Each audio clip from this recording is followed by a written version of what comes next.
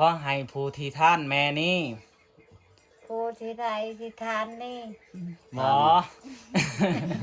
เนาะทุกคนเนาะโดยเอาสาธุเด้อสาธุเด้อขอให้เจ้าหังเจ้ามีให้เจ้าหังเฮามี ป้าดเพิ่นนะ ดีใจบ่ ดีใจบ่นะฮะโอ้โหแม่เพิ่นพี่น้องเลยอ๋อ ตื่นเต้น บ่ลาหน่อยน้ำตาสิไหลพี่น้อง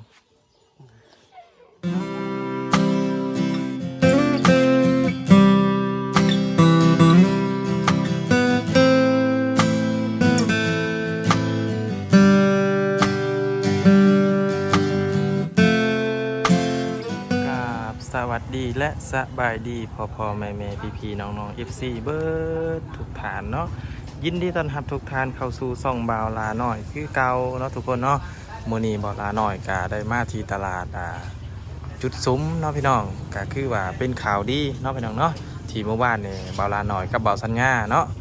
ได้ไปบ้านของแม่แซงแล้วก็พอดมเนาะพี่น้องแล้วก็ไปถามข่าวเพิ่นเพิ่นว่าบ่มีไฟฟ้าใช้เนาะแล้วก็บ่มีไฟเนาะหลังจากที่เมื่อวานนี่เพิ่นกินข้าวเนาะแล้วก็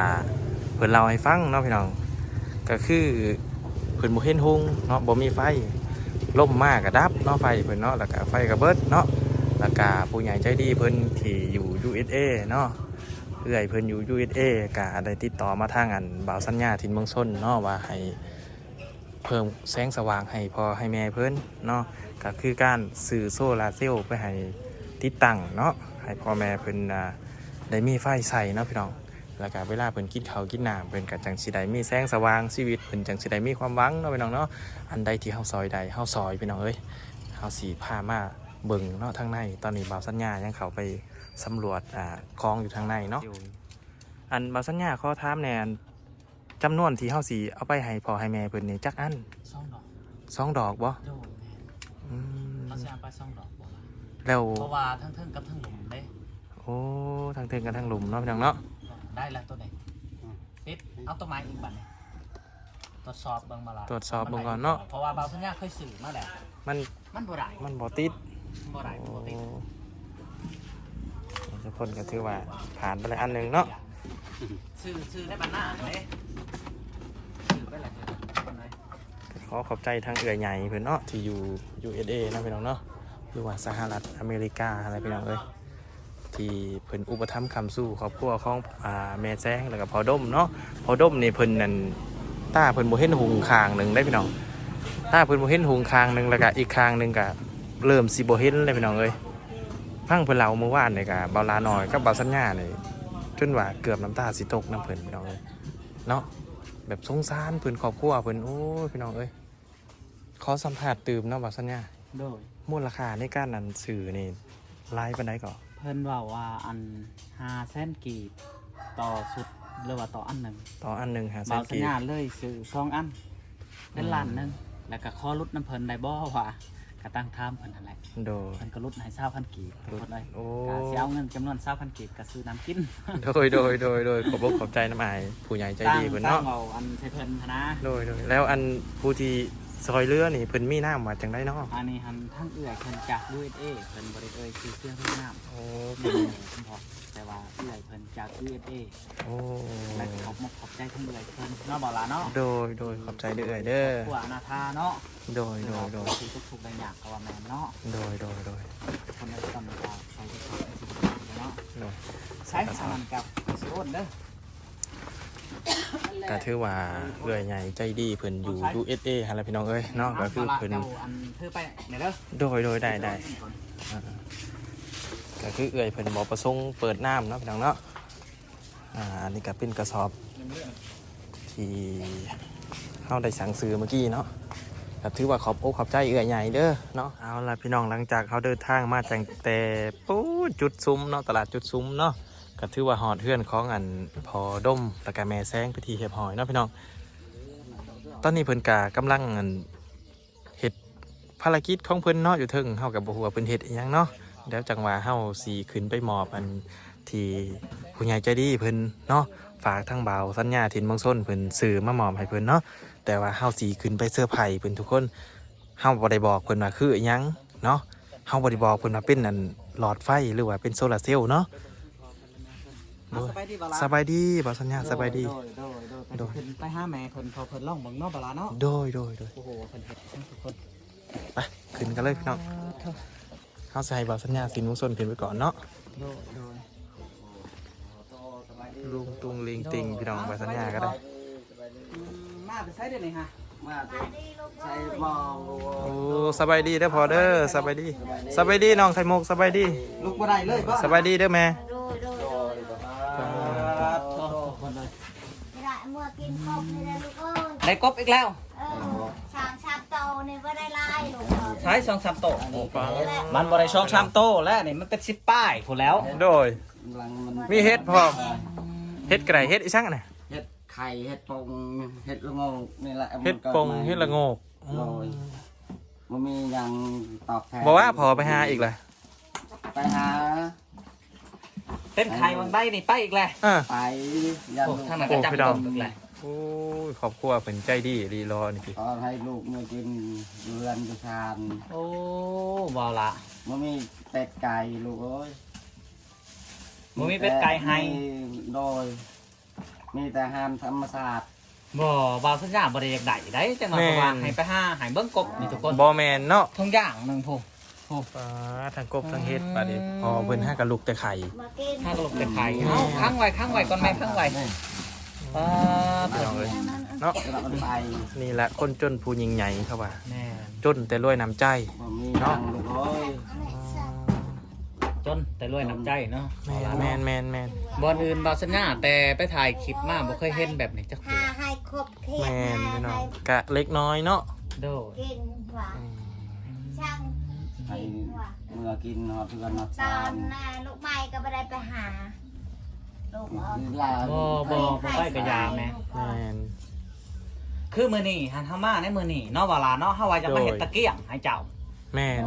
อ๋อเอาบ่ตะเกียง อ้าว โดยลูกเอ้ย ใช้น้ำมันถ้าได้เฮาต่อยใช้น้ำมันแล้วมันลุกพอได้เห็นทำกลางคืน โด โด ย ยเอา เอาเนาะ เอาลูกเอ้ย ทุกอย่าง ทุกบ่มี ก็คือเฮาอันซื้อขวดซื้อหยังมาเป็นที่เฮมหอยแล้วเนาะ แม่น แม่นก็ซื้อมาเฮ็ด ก็ซื้อขวดมาให้ พ่อ หมดจ้ะ แม่เพิ่นโดยกะคัดสิไข่แน่เนาะ และ เพราะว่าสิได้มีอันแสงไฟเนาะ ดีใจแหละลูกดีใจเนาะ ดีใจตื่นเต้นใจนี่บ่เคยได้ลูกเอ้ย โอ้ ถูกบ่เคยบ่คิดบ่จะได้ ข้ามในเวลาที่พอไปเฮืองมันบ่จะเอาช่างไต่ในเฮือนนี่ บ่ได้สั่งได้ลูกเอ้ย ไปยืมของมง ยืมก็บ่ได้คันเข้าไปถนนบ่มีมึง อยู่ มืดเนาะ โดย นำผิดกันกับใครหมกกันจากเขาเราช่างที่เอาในประเทศหง บ่เห็นหง บ่เห็น มี ลุง แต่ เนาะ เกิบตัดเกิบนั่นก็ใช่ฉะนั้นขยันเคยทิมแล้ว อืม ตัดมาเฮ็ดอีสัง ไต ไต่ ตัดมาไต ไต ก็คือจุดเกิบ จูด อืม ตัดมาน้อย บ่สัญญา ตัดใหญ่มันเปลือง เพิ่นเอาเกิบเก่ามาจูดเพื่อให้มันมีแสงสว่าง แสงสว่างพอได้กินคัน ขึ้นเขาเนาะ นอน โดย เอาเวลาก่อนอื่นเฮาก็สิเอาออกตะเกียงให้เพิ่นก่อนเนาะ โดย เพราะว่าสิเอาตะเกียงออกให้เพิ่น เฮาสิให้บ่าวสัญญาเพิ่นเอาตะเกียงออกให้พ่อให้แม่เพิ่นก่อนเนาะ นี่ตะเกียงเฮานี่ โดย ตะเกียงเอ้าลุยอีกอันนี้ พอได้ เล็กๆน้อยๆเนาะ ใช่ใช่คนสิตายลูก ตะเกียงในใด โดย ใช้น้ำมันรถจักรเด้น้ำมันรถจักรรถไทยเด้ โดย มีอยู่แล้วว่าอันแบบว่าเวลาเฮาหมดแล้วก็ไปซื้อไว้จักลิตรหนึงบ่สินะมาไต่ บ่มีหัดเงินจักลิตรเลยบ่มี แย่ขี้ชี้เท่านั้นแล้วเนาะบ่ล่ะเนาะ บ่ ทั้งแง่กี่ที่ทั้งแง่มดแดงลุงพุ่นแล้ว พอยอกแม่ แม่นๆ ซื้อโซลาร์เซลล์มาให้ โดย ซื้อโซลาร์เซลล์ โซลาร์เซลล์ มาให้นี่ทุกคนเนาะพอได้ให้แม่เห็นหุ่มกระทับกลางคืนทุกคน นี่ เลย พี่น้อง ให้ โซลาร์เซลล์ ให้ลำรวยลูกเอ้ย ซื้อช่องดอกคุณได้มาให้ โดย ดอกหนึงไต่เทิงเฮือนดอกหนึงไต่ตาราง ก็ได้คนแทนตายในลูกเอ้ยคอยประจักษ์ บ่จักบ่ บ่เป็นลู โอ้ กเอ้ย บ่เป็นนี่แหละทุกคนเนาะ บ่เป็นลูกเอ้ย คือว่าเนาะ ก็ได้คนตาย สิเฮ็ดให้เพิ่นเนาะเวลาเนาะ โดย จะได้ก็ขอโทษขออภัยทุกคนเฮาได้ใช้วอร์มแล้วเนาะ โดย บ่เคยได้ลูกเอ้ยได้คนแทนเลย นี่แม่นี่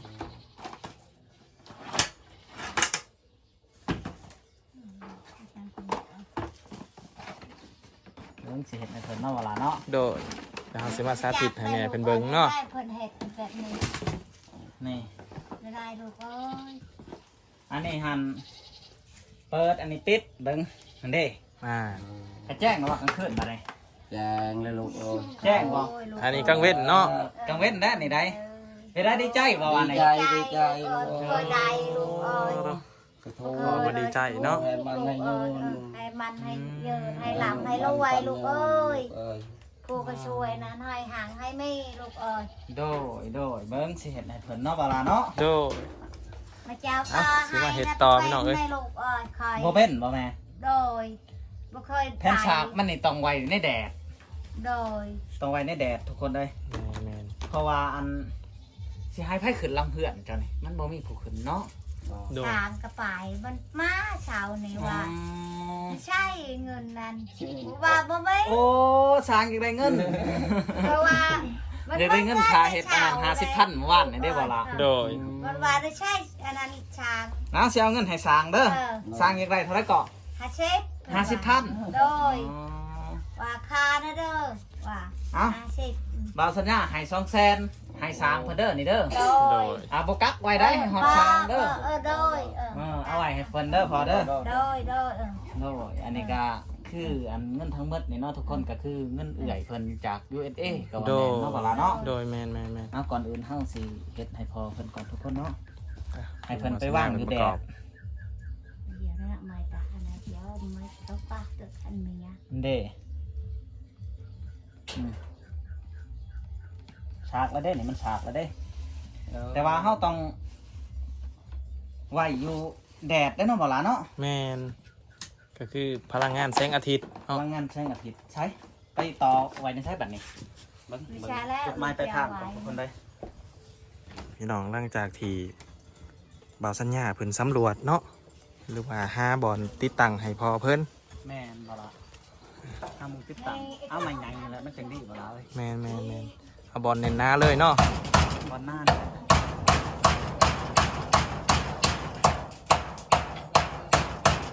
มื้อนี้ก็แดดเนาะบ่าวสัญญาเนาะ โดย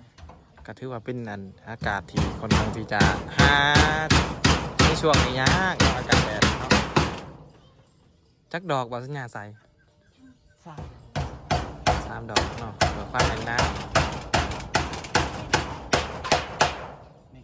โอเคบ่ แล้วได้โอเคแล้วได้บ่ล่ะ เอามาเบิ่งการติดตั้งของบ่าวสัญ อย่า ญาง นั้นก็ เพิ่น ขอโทษขอไฟเป็นได้กับว่าใส่ไปสิเนาะทุกคนในยางทั้งหน่องเพิ่นเป็นไข่ลายเนาะ แม่น ก็เลยว่าเฮาใส่กั้นไว้บ่แม่นว่ารังเกียจเนาะบ่ล่ะเนาะ โดย ก็เลยว่าใส่ไว้แบบนี้ทุกคน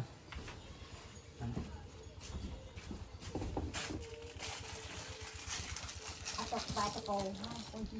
เบิ่งบ่าวสัญญาเป็นประกอบฐานพี่น้องเอ้ย คอนศิลาเนี่ยนั่น จะได้แม่ดีใจบ่บัด ดี นี้ ใจลูกว่าบ่เคยมีอันนี้ดีใจแล้ว บ่เคยมีเนาะ บ่เคยมีแล้วก็บ่เคยได้เนาะ บ่เค เค ย ย ได้ ได้ลูกเอ้ย บ่คล้อง บ่คล้องว่าสิได้เนาะ โด เดิ ย นอย่างเดินไป ใครจะว่าไปไปได้ซ้ำแบบนี้ ลูกเอ้ย อันนี้แล้วตะเกียง ตะเกียงแล้วนี่ แต่บ่ได้ใส่น้ำมันเรายอกว่าใส่น้ำมัน แม่น อันนี้ก็อุกใจอีกว่าใช้น้ำมัน มีเงินแล้วลูกเอ้ย เท่าไหร่ ปลุกใจบ่ อุกใจคันบ่มีก็บ่มีบ่มันก็ไตอีก อะไรตัวอะไรนั้นลูกเอ้ย ไปต่อยกี่ซี่ก็สิได้จักบ่ม จะเพิ่งไปได้จังสิได้เนาะ โอ้ยลูก โดย อืม เราไปได้น้ำมันลิตรหนึงครับ ก็แห้งเติบบ่พอ ช่องมือมันเกลือจักได้จักบ่ อืม มาติดเป็นนัวอีก มันอาหารอีกเนาะ หมึกนะฮัน อันนี้ก็เป็นนัวกินกับบ่มีลูกเอ้ยก็อยู่อีนางบอกว่าไปฆ่าทำไมโอ้ยคนละความอาหารก็อยู่ใครจำแต่เกลือเพราะว่า จำแตะเกือ เฮ็ดกินนี่ใส่แตะเกลือเอ้า อืมบ่มีจังดีเลยเนาะแม่เนาะ โดยลูกเอ้ยความอาหารคาลูกเอ้ย เฮ็ดกิน แต่ละเทือมีแต่ตะข้อบ่แต่ละเทือ บ่ตะบิดนั้นบ่ได้ไปคาอยู่ ตะกี้ได้สั่น ลูกให้ชิดเช้า อืม ไปชื่อเป็นนัวลูกเอ้ย เข้ามาเบิ่งบาวสัญญาเป็นเห็ดต่อพี่น้องด้วยก็ถือว่าอุกใจอยู่เนาะขาดเคินหลายอย่างครอบครัวเพิ่นเนาะ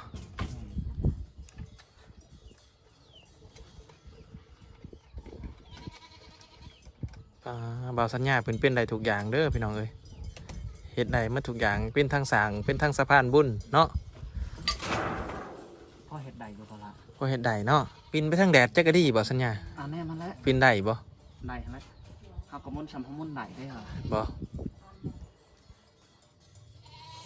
หมุนพอประมาณเนาะ มันพอประมาณ อืม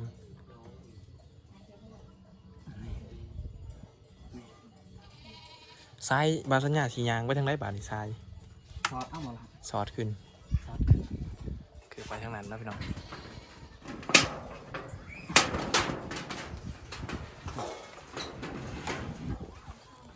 สอดขึ้นพูนเลย ซอสขึ้นพี่เลย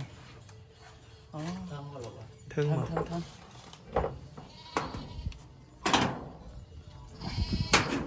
ปั๊บ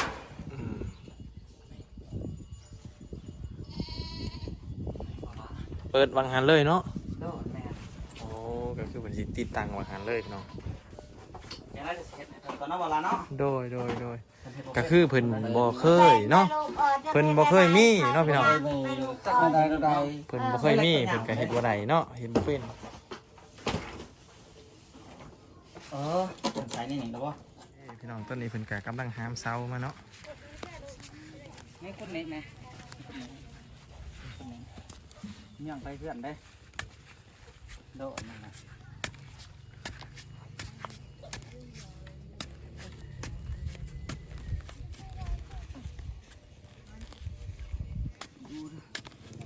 ตอนนี้เพิ่นก็กำลังขุดเนาะพี่น้องเพื่อที่จะเอาเสาลง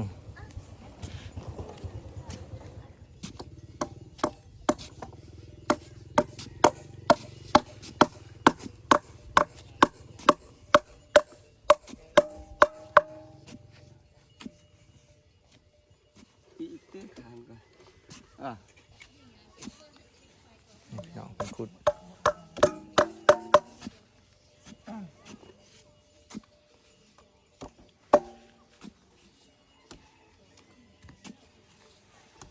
ใช้เติบแล้วบ่ เติบแล้วได้อีกจักน้อยค่อยไป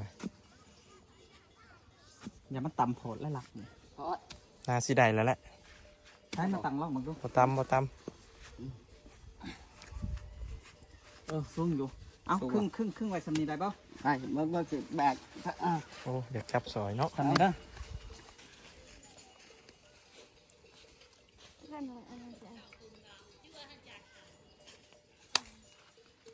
มันนำดูได้แล้ว โอ้เพิ่นซอยกันพี่น้อง จะดีเลยลูกโอ้ เฮ็ดได้ก็แม่เฮ็ดได้ก็เฮ็ดให้เบิ่งใหม่ดูปาดเพิ่นน่ะ ดีใจบ่ ดีใจบ่นะฮะ ดีใจ โอ้โหแม่เพิ่นพี่น้องเลยอ๋อ ตื่นเต้น บ่ลาหน่อยน้ำตาสิไหลพี่น้อง เอาลงมาอีกดูนั่นหนึ่งลูกเอ้ย แสงสว่าง ข้าดีบายข้าดี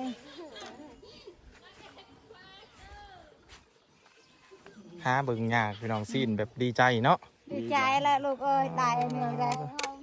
มาไปให้ลูกลูกเอ้ย โบเห็นหงส์มาแม่เนาะ โดยอันนี้ก็เห็นแล้วจะหน่อย เห็นมือแรงเห็นไหม อืม แม่เพิ่นดีใจพี่น้องหอมแก้มพอเมื่อกี้นี้ป้า น้องแก้มบ่ แม่นบาสัญญาเอ้ย เออ หอมแก้มเลยจังหวะ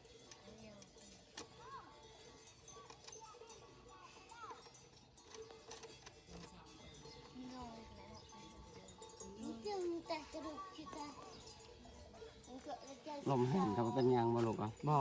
บ่เป็นหยังเนาะขอแต่รักแนนในกาถือว่าใส่ได้แล้ว บังเอาเจะมาหยุด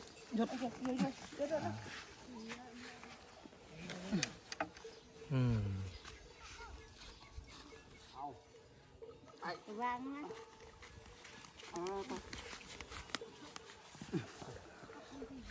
บ้านนี้ เรี วิ ย ท บ ย์ ร้อย ปิด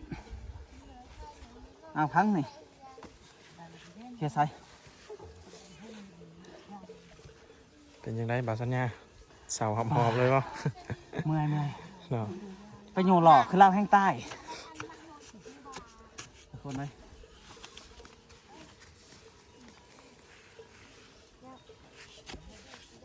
ให้แนนเลยกะดีได้พอ เลย ให้แน่นนะลูก รอแช่ชอบรอผู้นำกดเสียอันอ่อนอายไข่เนื้อยังน่าอะไรจุด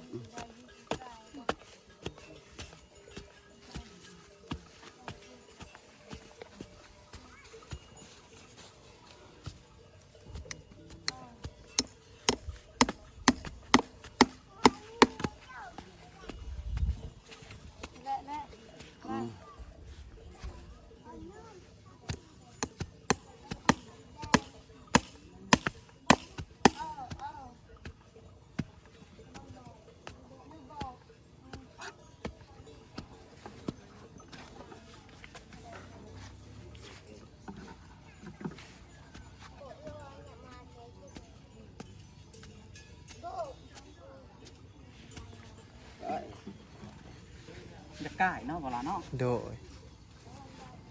กะบ่เป็นหยัง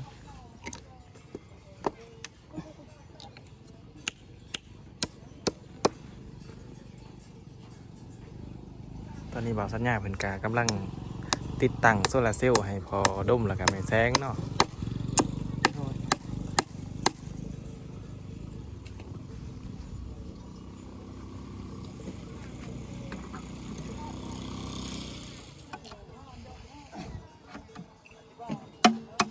ลงหลุมเลือดเพียงอ่ะ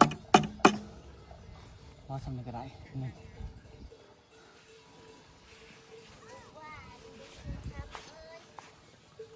ในสักเบ็ดย่างเก่านะ สากเบ็ดอยู่เพื่อนเลย กระดองตั้ง เพื่อน ซาก ก็ไม่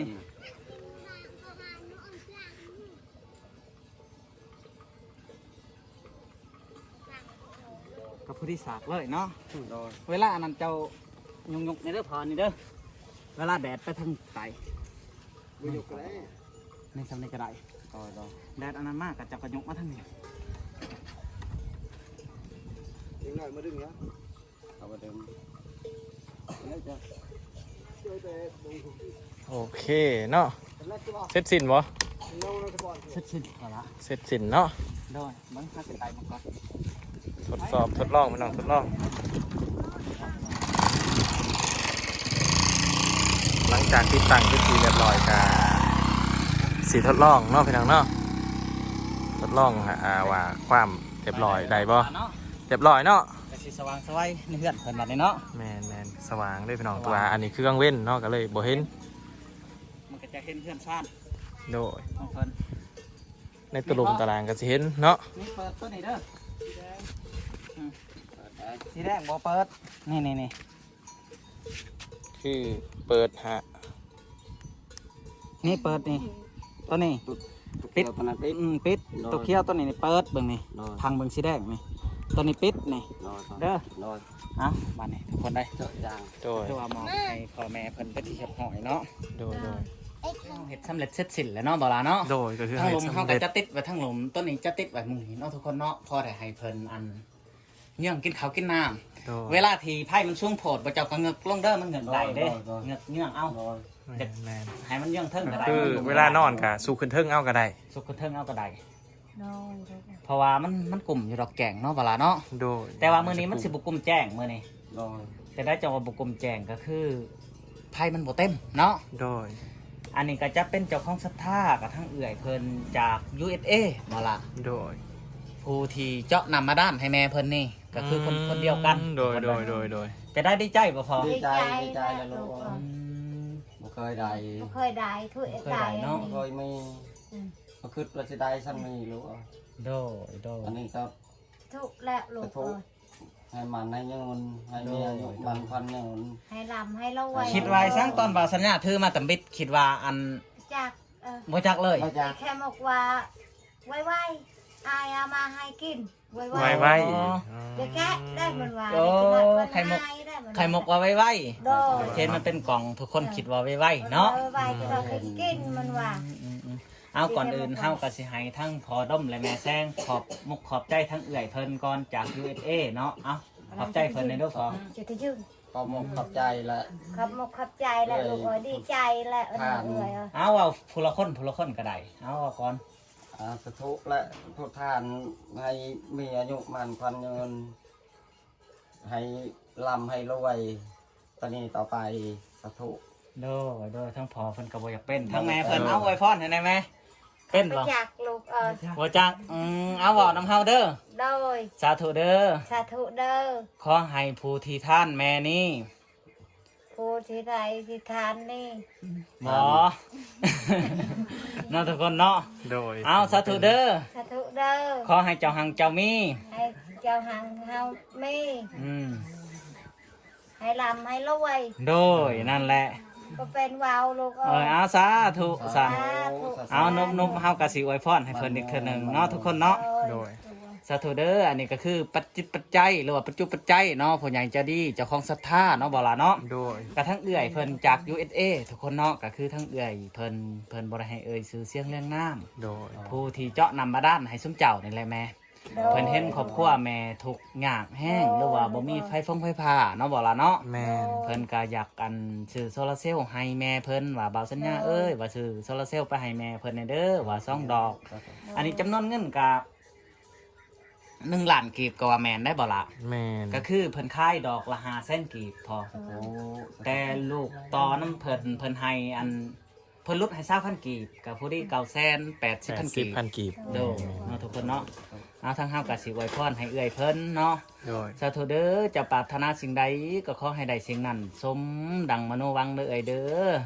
สื่อว่าพ่อยไผหยังอย่าสุมีดอกมาไก่ขอให้เงินคำล้นเต็มท้องดอกล้นไทยเด้อเอ้ยเด้อความเจ็บไข้ก็ให้เว้นหายอย่าสุมี บุญกุศลส่วนนี้ขอให้เป็นบันไดแก้วสะพานทองดอกห้องหนังให้สำเร็จในความหวังดังมโนเอื่อยนึกไว้สมเจ้าปรารถนาสา สาธุและนี่และทุกคนที่เบาลาหน่อยเคยเบาไว้ว่าครอบครัวหลังนี้เนาะถึงเพิ่นสิทุกข์สิยากถึงเพิ่นสิจนเนาะแต่เพิ่นบ่ได้จนน้ำใจเนาะพี่น้องก็คือเพิ่นมีของฝากเบาลาหน่อยแล้วก็เบาสัญญาทิศเมืองชนอีกคือเก่าพี่น้องเพิ่นมีกบเนาะซึ่งกบนี่ก็คือพอด้มเพิ่นเป็นคนไปเยี่ยงเนาะเพิ่นลุกจากไข่แล้วเพิ่นไปเยี่ยงเลยเนาะเฮาก็บ่อยากให้พอเพิ่นไปแต่ว่าพอเพิ่นไปเนาะแล้วก็มีเฮ็ดปงแล้วก็เฮ็ดละโงกเนาะที่เพิ่นมาฝากเบาลาแล้วก็เบาสัญญาเนาะก็ขอให้พอเพิ่นนั้นแข็งแห้งเนาะสุขภาพเข้มแข็งติดๆกัดๆพี่น้องเอ้ยอ่ะปิดคลิปไปทีแฮมห้อยพี่น้องแต่ว่ามีช็อตที่เบาลาหน่อยประทับใจเนาะก็เลยถ่ายมาให้พี่น้องเบิ่งเนาะขอบใจละลายพี่น้อง